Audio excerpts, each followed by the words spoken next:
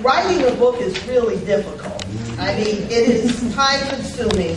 I had to be very disciplined. I had a timetable in which I wanted to have it out in the public. I had my opening at the Schomburg Library in the Harlem community, and I was on time about 2 months early.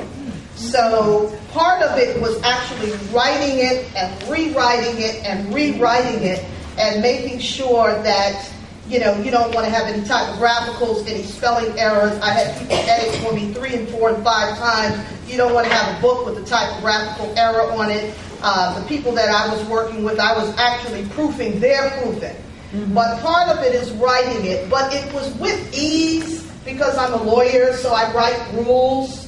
So I follow a law and legal boundary. So these are 18 principles that deal with success. And what I did was I took a lot of people that are successful and what are the principles that they use to maintain success, not just success overnight. But it's tearing your hair out writing, and it's making sure you have the time, and you have to be disciplined every week. If you say you're going to do it 2 hours on Monday, you have to do it 2 hours on Monday, or your week will just get away from you. So the hardest part is really putting the time aside.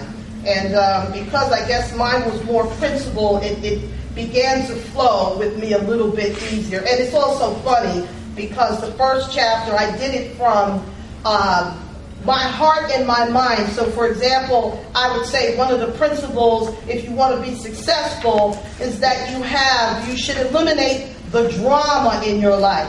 So these are tools that I've used personally. You can't have family drama in your life if you want to be successful. You can't have your mother and your cousin and all these issues going on if you want to be successful. Okay? I used Mary J. Blige. I quoted her, "No more drama." And she eliminated drama in her life, and look how successful she is. So it's the time, putting the time and being and setting yourself up for a false publishing date.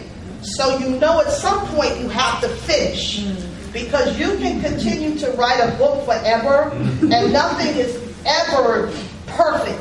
But you have to set a time that I want to publish it in May, so this is what I have to do. So a timeline is good.